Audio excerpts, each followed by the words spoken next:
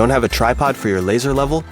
Make a shallow slit into the drywall and place the angle grinder disc into the slot. Then set your level on top. We need our pipes fully insulated, including the elbow pipe. We'll simply cut both ends of the insulation at a 45-degree angle using a utility knife. Here's an interesting way to solder the ends of wires. First, we'll take out the soldering tip and replace it with a bolt and a bracket. We can stabilize our soldering iron.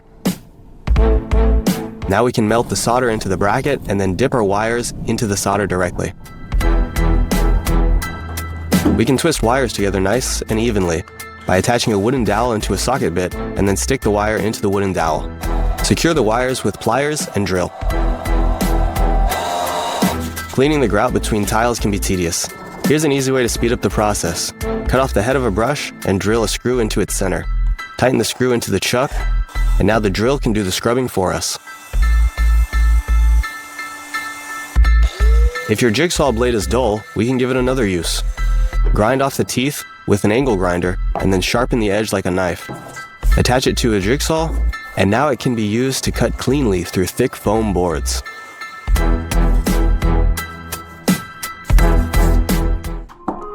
The staple gun is a great and useful tool to have on the job, but ours happened to run out of staples a bit earlier than expected. That's okay. We can use an office stapler instead. We can use a rubber mallet to help fully drive the staples into the wood.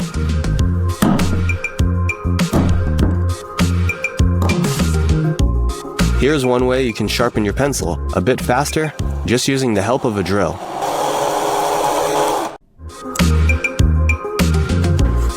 Here we're going to use a wood clamp to help us mark parallel lines to the edge of the board.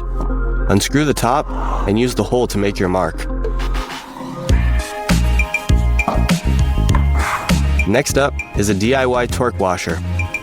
Make 2 parallel incisions about halfway through both sides of a wide washer. Use a plier to bend the tines 90 degrees and then weld a nut onto the top of the washer. We can install it by hammering it in on one side and then securing it fully by screwing it in with a bolt. This is especially useful for building furniture. This water handle is broken. We can make a new handle using a cord on each side of the cord. Put each loop through the opposite loop, one under and one over, like so. Place the loop over the water bottle and pull it snug. Now we have an easy way to carry our water bottles. Anyone who's worked with wood knows that sanding can take a long time. Today, we'll try to speed up the process by making a sanding drum. By hot gluing a bolt to the center of this wooden dowel. Then we'll make a deep incision through the center of the dowel, and next we'll slide sandpaper into the incision, wrap it around, and glue the sandpaper onto itself. Now we have a sanding drum for all of our projects.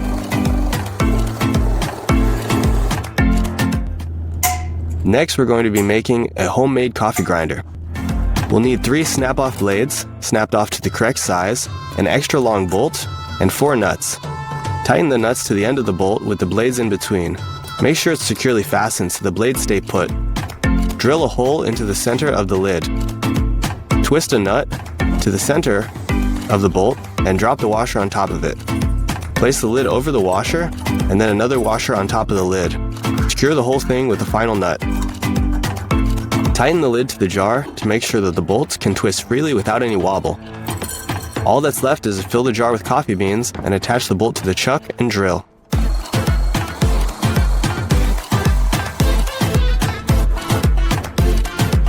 Now we can brew a fresh cup of coffee to get our day started.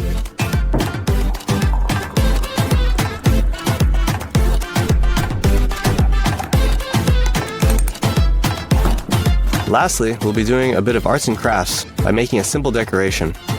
Start by wrapping this wire tightly around this PVC pipe, then pulling it apart for the right shape. We'll bend the top into a little hook. Next, we'll hot glue a steel ball into the middle of our spring and let it dry. We'll tie a piece of string to the top end of the ornament. Securely fasten the hinges on any doors. Ordinary matches. Watch carefully and remember. As you can see, it works. But what to do if the screw head is too small? You will no longer use this as a key. The wire in the wall will help hold this. By the way, cable ties can also be a great fastener. Tighten them with a nail, as you can see. You can easily replace the wire where necessary. How about some hot tea? Sounds like a good time to make a little pause. Too bad I don't have a kettle handy to warm the water. However, there is a way to make it yourself. All you need is a couple of razor blades, wooden sticks, and wires.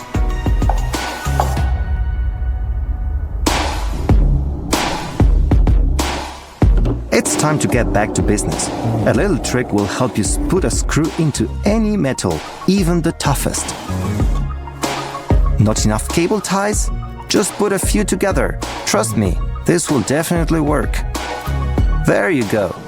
I told you, if anything, it's as easy to remove the cable ties as it is to secure them. Let's use some fire. Oops, the lighter doesn't work. Don't panic. I have a plan B. We just need some foil.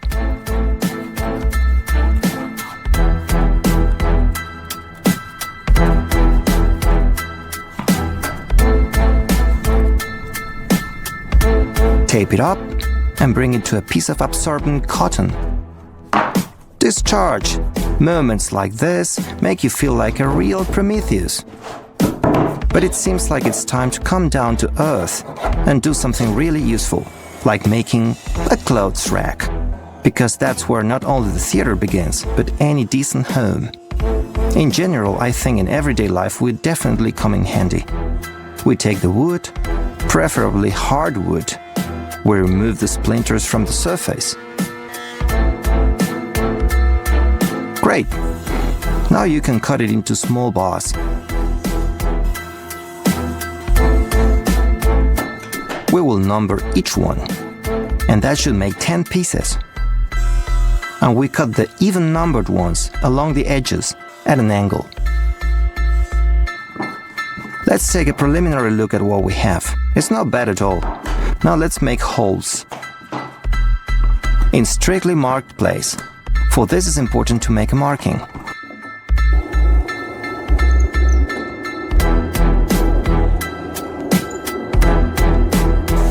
A little more sanding and sanding again. Trust me, it's never in vain.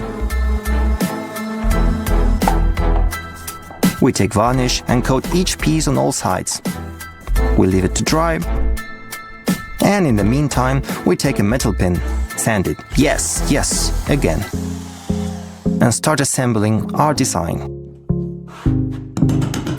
That's it, piece by piece, trim on the base. At the back, we fix the two slats. Be careful, the screws do not have to be screwed into all the bars, every other bar.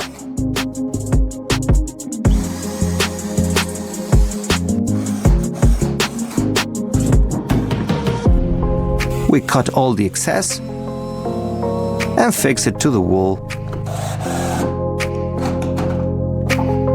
It's very convenient. And finally, a tip for those who constantly forget to water the plants.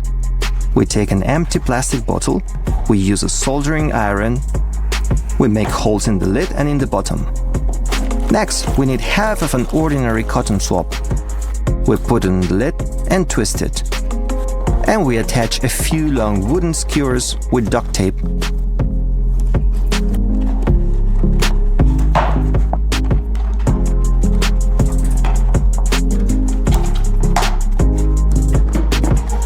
It's good to make sure that it's firmly attached. Done! Just pour the water and set it directly into the flower pot.